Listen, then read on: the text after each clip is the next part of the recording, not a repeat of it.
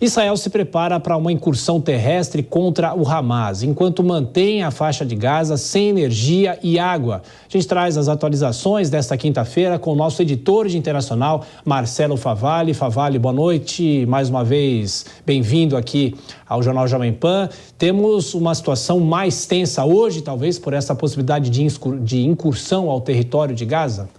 Olha, Tiago, boa noite. Boa noite a todo mundo que nos ouve, que nos assiste. Talvez a gente possa associar a expressão tensão, medo, apreensão, expectativa. Há pelo menos 48 horas nós estamos aí num minuto a minuto do que pode ser essa incursão em direção à faixa de Gaza, vindo do território israelense, por parte das tropas terrestres do exército de Israel. E a gente também começa com a pior notícia de todas, que são os números dessa tragédia, dessa guerra. Passam de 2.800 vítimas, superam. Hoje os israelenses mantêm um número mais arredondado, menos preciso, 1.300 mortos do lado de Israel. E agora a gente tem uma diferença. Em geral, os números em Israel eram maiores, agora eles foram superados. Em Gaza, os palestinos deram inclusive cifras mais precisas, 1.537. Dentro deste recorte, segundo o que a gente chamaria aqui de um Ministério da Saúde ou de um sistema de saúde dentro da faixa de Gaza, os números apontam que há 500 crianças entre esses 1.537 mortos e cerca de 270 mulheres. Eu queria mostrar, então, o que deve ser essa incursão, como é que está a situação em Gaza, que vive sofrendo novos e repetidos bombardeios. Vamos olhar aqui para o mapa para a gente ver um pouquinho de novo essa massa superpopulosa de Gaza. Repito, é um território murado, ele é cercado e as tropas estão aqui espalhadas ao entorno dessa cidade fortificada, protegida, separada do resto do território israelense em pontos e posições de entrada. Essas informações vieram a partir dos palestinos, dos moradores de Gaza, e elas foram comprovadas por fontes de pesquisas externas. O que eu quero dizer, isso é muito importante, não se trata de uma denúncia ou uma propaganda de guerra, foram informações comprovadas, que os palestinos dizem que estão sendo atingidas, por exemplo, estruturas que pertencem ao bem-estar social. Há mesquitas, que são muito importantes para a religião islâmica, obviamente, assim como as sinagogas em Jerusalém, campos de refugiado, e aqui um endereço de uma unidade de residências que foi atingida, o campo de refugiados de Jabalia, e desse lado aqui, outras demonstrações, outra mesquita e uma torre, que era quase que um símbolo da cidade, era um ponto de encontro entre moradores.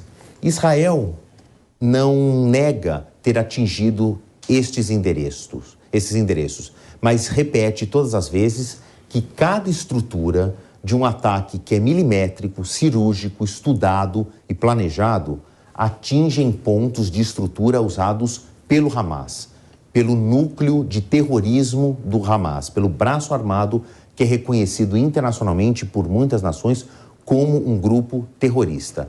Israel diz que identifica essas construções como sendo unidades do Hamas e que o Hamas já há muito tempo se utiliza dessa tática, se camufla em meio à população, usa hospitais, escolas, mesquitas, campos de refugiados, blocos de apartamento onde se pensavam que moravam apenas cidadãos da Palestina, mas não. Segundo a inteligência de Israel, esses locais servem ali de um ponto de apoio do Hamas e por isso foram atingidos.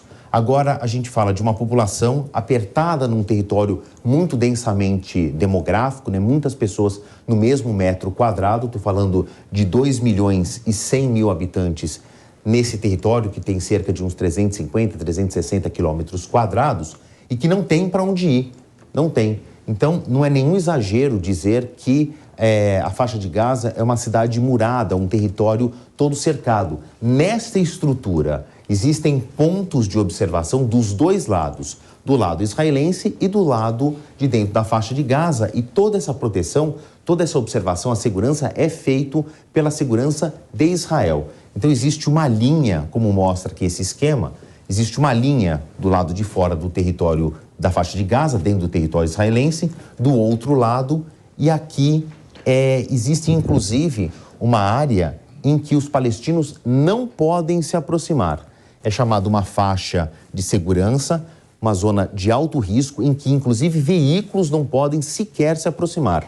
E aqui, como é uma área arável, está distante um pouquinho das cidades, existe uma faixa liberada para a agricultura, que apenas algumas pessoas autorizadas, ela varia entre 100 e 300 metros de largura, que algumas pessoas autorizadas a praticar essa extração, essa construção civil ou o plantio, principalmente, são autorizadas a chegar, porém, com equipamentos restritos, não podem ter veículos aqui, apenas veículos autorizados.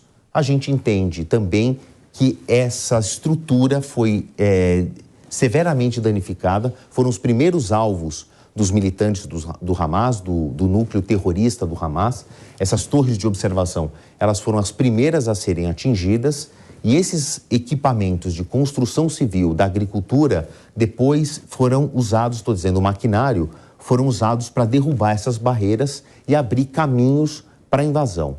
Eles foram, não vou dizer reconstruídos, mas foram protegidos. Então, a população está confinada aqui dentro, sem água, sem luz, com um mínimo de abastecimento, sem combustível. Então, geradores de energia também não estão mais funcionando, ou eles vão acabando conforme o combustível vai secando, e não tem para onde ir, porque todas as passagens foram fortificadas, ou elas estão numerosamente protegidas por os militares de Israel, para evitar aí uma nova incursão, o que fosse uma nova saída desses terroristas do Hamas.